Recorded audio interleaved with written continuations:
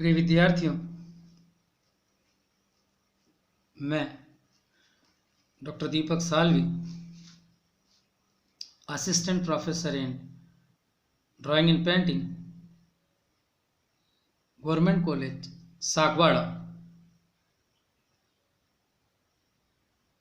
आज प्रत्येक नए ई व्याख्यान की तरह आज हम पाठ्यक्रम से जुड़े नए ई व्याख्यान के बारे में बात कर रहे हैं, जिसके अंतर्गत पुराने पाठ्यक्रम की थोड़ी सी भूमिका बना लेते हैं कि भारतीय कला में पुनरुत्थान काल के बारे में हमने पिछले ई व्याख्यान में पढ़ा था, जिसके अंतर्गत पाश्चात्य कला पद्धतियों के बारे में थोड़ा सा हमने समझा था कि पाश्चात्य कला पद्धतियों का धीरे धीरे बहिष्कार होने लगा और पाश्चात्य विद्वानों ने उन कला पद्धतियों का विरोध किया और अपनी कला पद्धतियों के बारे में कुछ स्वदेशी ज्ञान जिसको बोलते हैं उसका प्रादुर्भाव होने लगा। और पाश्चात्य विद्वानों जैसे ई.वी. हेवेल, फेडरिक, इन्होंने भारतीय कला के विशेषताओं के बारे में सामान्य जनजीवन को और सामान्य कलाकारों को उसके बारे में बताने का प्रयास किया कि भारतीय कला जो है वो अपने आप में महान है, विश्व की अन्य कलाओं से बिल्कुल अलग है। यह बताने का प्रयास किया गया और धीरे धीरे विभिन्न जगहों पे विभिन्न स्थानों पर भारतीय कला के प्रचार प्रसार के लिए विभिन्न कला विद्यालयों की महाविद्यालयों की शुरुआत होने लगी, खुलने लगे, स्थापना होने लगी और वहाँ पर प्रसिद्ध कला मर्मज्ञों, कला विद्वानों, कला इतिहासकारों जो भारतीय कला को गहनता से जानते हैं उनके बारे में उनका प्रिंसिपल या उनके वहाँ पे अध्यापन कार्य हेतु रखा। तो हम आज में बात करते हैं पुनरुत्थान युग के जो कलाकार रहे हैं, प्रमुख चित्रकार रहे हैं, उनके बारे में अब हम थोड़ा सा अध्ययन करेंगे। तो 19वीं सदी जो परिवर्तन युग भी कहते हैं, उसमें भारतीय कला जगत में कई कलाकारों ने अपनी महत्वपूर्ण भूमिका का निर्वहन किया और उस वक्त जो स्थितियां चल रही थी भारतीय पुनर्जागरण में, भारतीय स्वतंत्रता में, उसके बारे में चित्रकारों को पर्याप्त प्रभावित किया। और कला विद्वानों के अनुसार यह जो शैली है, ये जो इस समय की जो कला है उसमें बौद्धिक विचार और स्वदेशी प्रेम जो है उसका परिणाम है। तो अवनींद्रनाथ ठाकुर की कलात्मक कृतियों हैं, ई.वी. हेवेल के भारतीय कला के प्रति उदार व्यवहार ने पुनरुत्थान कालीन कला या बंगाल शैली को जन्म दिया।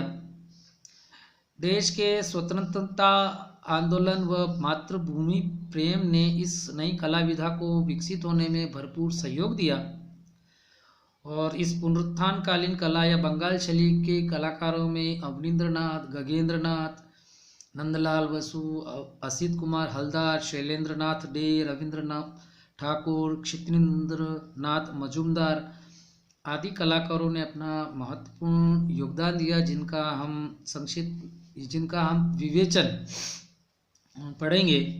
जिसमें पहला हम लेते हैं अवनींद्रनाथ ठाकुर को।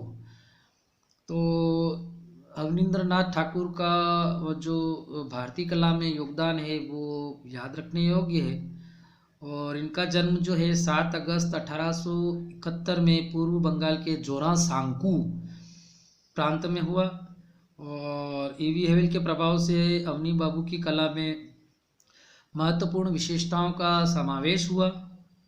और हालांकि इन्होंने यूरोपियन यथार्थ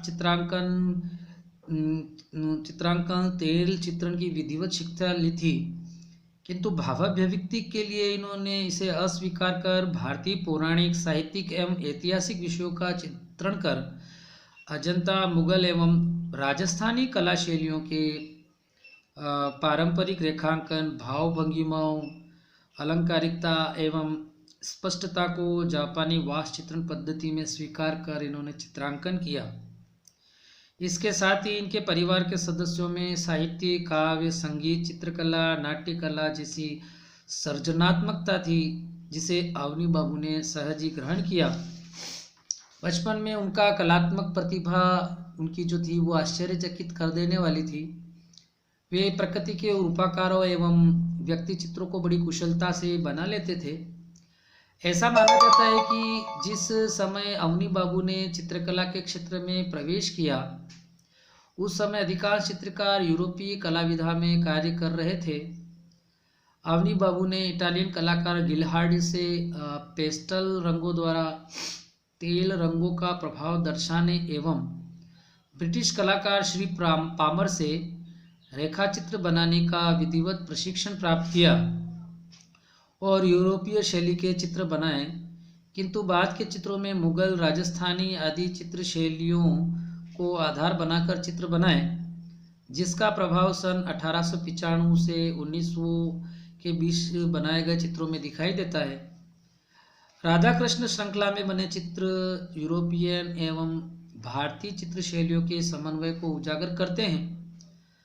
अवनी बाबू के बाद में बने कई चित्रों में यूरोपियन शैली के बजाय भारतीय शैली की विशेषताएं नजर आने लगी, जिसका प्रतिनिधित्व उनका चित्र शुल्का भिसारे करता है, जो पूर्णतया भारतीय शैली में बना हुआ चित्र माना जाता है। पहला चित्र कलकत्ता स्कूल ऑफ आर्ट्स में अवनी बाबू जो थे वो सिरो रधी लार्डी के शिष्य रहे।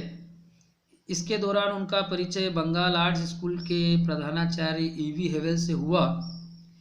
हेवेल की प्रेरणा से अवनी बाबू ने प्राचीन भारतीय चित्र शैलियों को अपनी कला प्रेरणा का आधार बनाकर कार्य किया और बुद्ध चरित्र व कृष्ण चरित्र चित्र श्रृंखलाएं बनाई।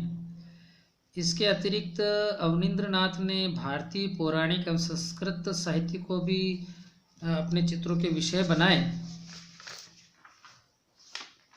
तथा ऋतुसंहार, रामायण, महाभारत आदि प्रसंगों के चित्रों को चित्रित किया। श्री राम, मायामृग, अभिसारिका उनके सर्वश्रेष्ठ चित्रों में गिने जाते हैं।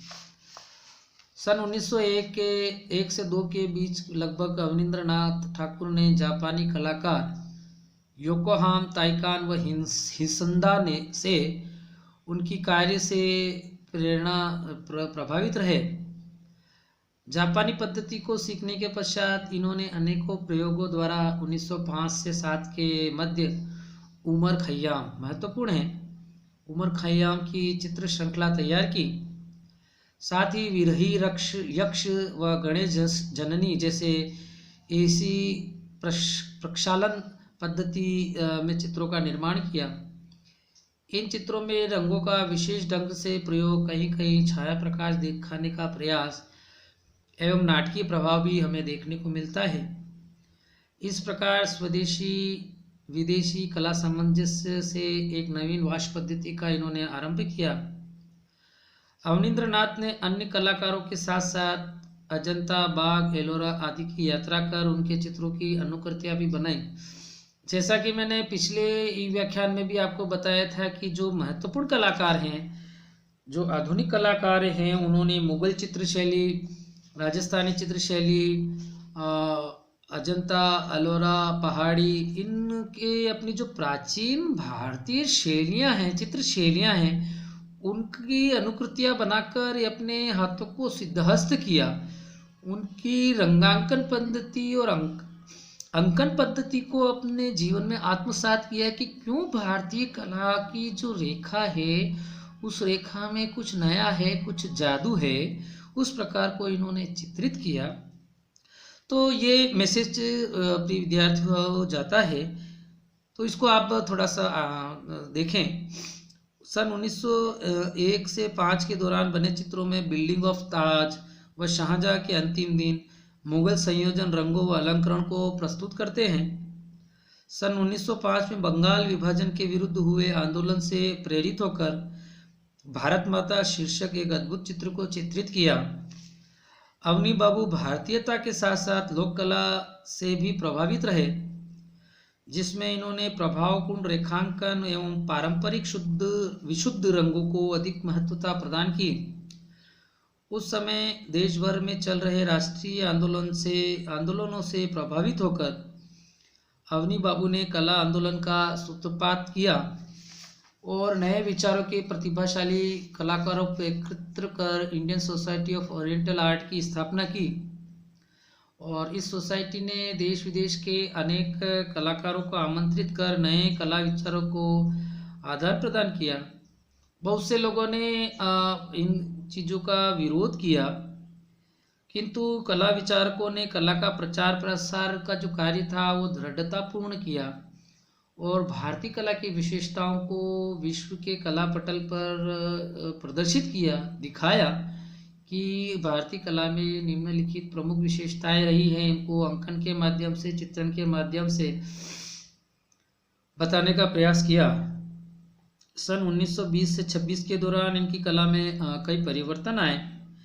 इन्होंने पेस्टल रंगों के द्वारा कुशल रेखांकन किए, जिसमें व्यक्ति चित्रण प्रमुख है और व्यक्ति चित्रणों में गांधी, टैगोर, C.F. एंड्रयूज के व्यक्ति चित्र इस संदर्भ में अपना महत्वपूर्ण स्थान रखते हैं। बाद के वर्षों में लैला मजनू श्रृंखला के पटचित्र, कवि कनकन, चंडी व कृष्ण मंगल श्रृंखला के भी चित्र विशेष उल्लेखनीय हैं। अवनी बाबू चित्रकार के साथ साथ एक आदर्श शिक्षक, कला समालोचक, साहित्यकार, रंगमंच कुशल अभिनेता भी रहे हैं। उन्होंने अपने विचित्रा क्लब द्वारा आयोजित नाटकों में अभिनय भी किया। इसके अतिरिक्त मंच निर्माण एवं साज सज्जा कार्य भी कुशलतापूर्वक किया। इसके साथ साथ शिल्पायन, भारतीय चित्रों व भारतीय कला षडांग आदि पर कला संबंधी पुस्तकें भी इन्होंने लिखी। सन 1905 से 11 तक अवनींद्रनाथ टैगोर कलकत्ता स्कूल के प्राचार्य बने, फिर प्रधानाचार्य बने। तो आधुनिक भारतीय कला के अग्रणी एवं नवीन शैली के प्रणेता वरिष्ठ कलाकार अवनींद्रनाथ ठाकुर का जो देहांत है वो 5 दिसंबर 1951 को हुआ। इस प्रकार जीवन पर्यंत अनेक कलात्मक प्रयोगों व रचनाओं के द्वारा भारतीय कला व संस्कृति को दिया गया उनका योगदान जो है वो बहुत योगदान याद रखने योग्य है। तो प्रिय विद्यार्थियों, आप निरंतर इन ई व्याख्यानों से जुड़े रहें। आपको नए हर एक ई व्याख्यान में प्रत्येक कलाकार के जीवन के पहले भी बताया कि जीवन के विभिन्न पहलुओं को हमें समझने में, सोचने में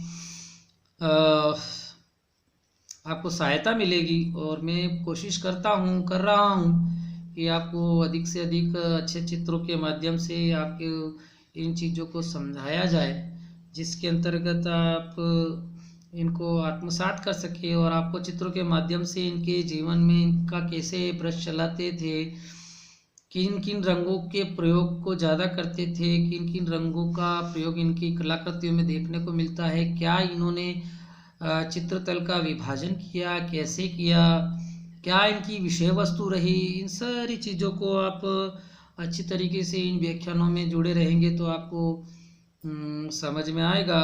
और आपको मैंने पहले भी कहा है कि आप स्केचिंग निरंतर करते रहें, आपके आसपास की चीज़ों को आप निरंतर बनाते रहें, उनको स्केचिंग के माध्यम से अभिव्यक्त करते रहें, क्योंकि प्रिय विद्यार्थियों स्केचिंग ही कलाकार का महत्वपूर्ण आधार स्तंभ है। अगर आपकी स्केचिंग अच्छी है तो आप निस्संदेह अच्छे से अच्छी कलाकृतियों का निर्माण, डिस्टॉर्शन जिसको बोलेंगे, वो आप बना सकते हैं। और आपको कृति को बनाने में, स्केचिंग बनाने में कोई प्रॉब्लम है तो मेरे प्रैक्टिकल जो ई व्याख्यान है उनको आप देखें, समझें मैंने किस प्रकार से उनको ड्रॉ किया है और किस प्रकार से बनाया है। तो आप इन ई व्याख्यानों से जुड़े रहें और आप निरंतर स्केचिंग का अभ्यास करते रहें। और मेरे दूसरे जो नए नए ई व्याख्यान हैं प्रैक्टिकल्स के अंतर्गत आप उनसे जुड़े रहें। तो मैं आशा करता हूं कि आप अच्छे कलाकृतियों का निर्माण करेंगे और उन चित्रकारों के जीवन और कृतित्व, व्यक्तित्व को आप समझे तो आपको निश्चित रूप से बहुत सारी चीज़ें समझ में आएंगी। इसी आशा के साथ में धन्यवाद।